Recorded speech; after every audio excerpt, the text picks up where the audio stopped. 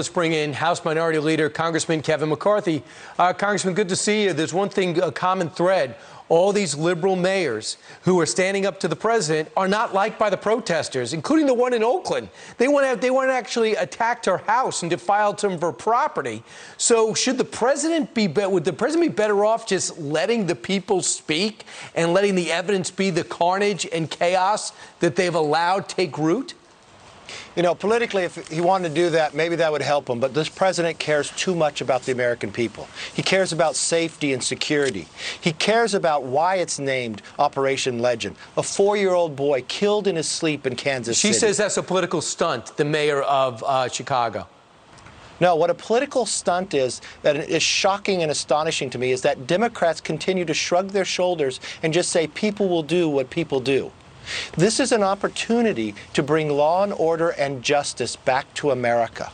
Those people who are living in those cities, in the autonomous zones and others, they cry for the idea of justice. They cry for the idea of freedom and security and safety. It's unfortunate that the president has to do what he's doing. Why have we gone so far that these mayors, their political beliefs are so great that they dislike this president and you and I and our beliefs so much that they'll allow weekend after weekend young children to be murdered upon numbers that are astonishing for this nation, that they wouldn't work with the federal government to bring security and safety back to their own streets. Right.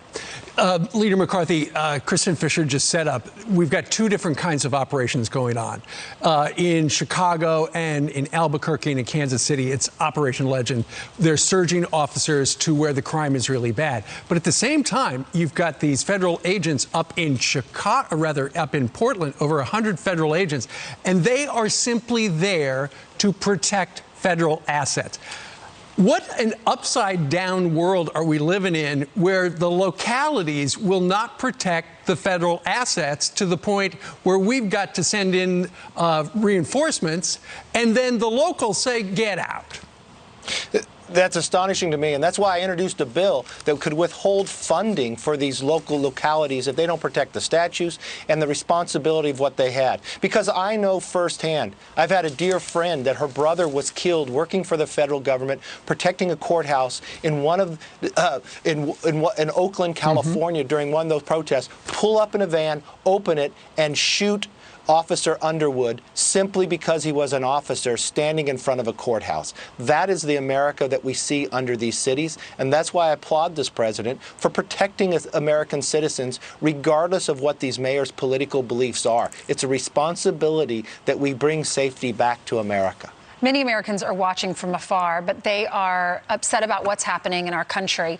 But this all stems from the shooting of George Floyd. And then before that, people were trapped in their houses because of corona. You're talking about a fifth relief package for individuals. And everyone wants to know, if they're out of work, are they going to get another check? I know that the Republican senators are revealing their bill. Do you know the answer to that? Do you think that there will be another bill, and how much will people get? Well, the important part is they will get their unemployment. The addition from the federal government, it's not one size fits all. And remember when we crafted that bill, it's China lying to us, not knowing how long COVID would be with us. So we crafted something quickly. But one size doesn't fit all the same from Bakersfield, California to New York. We want to make sure it helps the individuals who are unemployed and also brings people back to work. That's why I'm focused on liability protection. So we're not suing the schools, these trial lawyers, or the small businesses. Help those small businesses that need that PPP to continue to grow, to get out of this. And let's help people get back to work. So what about those pro-growth ideas that brings that supply chain back to America? Did we learn nothing from China? It's very concerning to me, and I don't know what the Chinese have on this Democratic Party, but they have a China problem. They will not hold China accountable. They will not even bring bills up on this floor that the Senate has passed. I worked with the Speaker for more than a year to get a bipartisan, before COVID, committee dealing with China, an equal number of Republicans and Democrats. They agreed, but right before we named it, they said no. They will not uphold the accountability to China. So, Congressman, it's a bit of a mystery. They closed the Houston consulate. They say a lot of people say if you really want to get to China, close the San Francisco consulate because it's right near Silicon Valley. But do you believe that like the Russians in 2016, the Chinese are fomenting some of the unrest through social media in American cities? I believe in the end, when we study all this, you will find that there are foreign agitators that are part of this, that are helping, and others. Is it That's China? why they want to go. I think there's a number of countries doing it. I think from a standpoint, why do they go after our founding fathers? Why do they go after the foundation of what makes America great? America is exceptional. There's no other nation in the world that is conceived in liberty and dedicated to the proposition that we're all equal. That's why when America leads, the world is safer.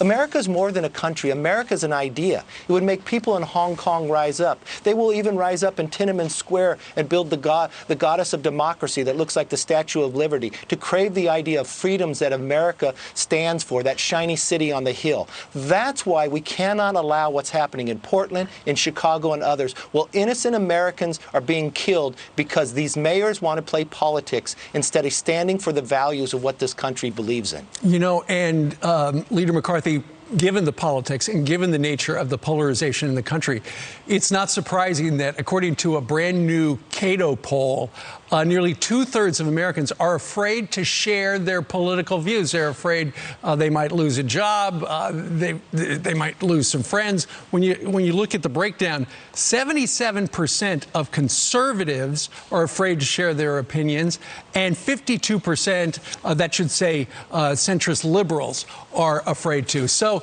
you know, we'd heard about the secret Trump voter who was afraid to say, yeah, I'm for Donald Trump, because the poll taker would think, oh, that guy is such and such. But over half of centrist Democrats, liberals, are afraid to reveal how they feel. What are they afraid to say, and what do they worry people will think of them? It's not just what you worry about, whether you'll be able to keep your job.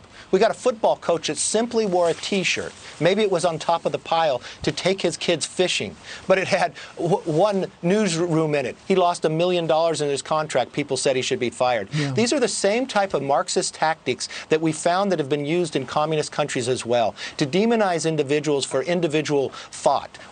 In America, we believe the individual can have differences of opinion, but today in this culture, they want to demonize you if you have a difference of opinion. I think that's very unhealthy, and we should not be afraid to give our values, our thoughts, our positions, our opinions, but a lot of this is beginning to look like 2016, whereas they thought, the Democrats, that they were just going to win. When I look at the underlying polls, I know there is a silent majority out there that believes in the cornerstone and the foundation of security and safety, that they want to rebuild, renew, and restore this nation to the greatness that we know we can be, that tomorrow is better than today. And I know those people are going to support the Trump administration because he's willing to stand up for you, the American public, and not afraid to tell you his beliefs. Well, if maybe that's why those centrists are too afraid, these lifelong Democrats too afraid to tell. Thank you so much, Leader McCarthy. Thank you. You're welcome. All right, let's hand it over.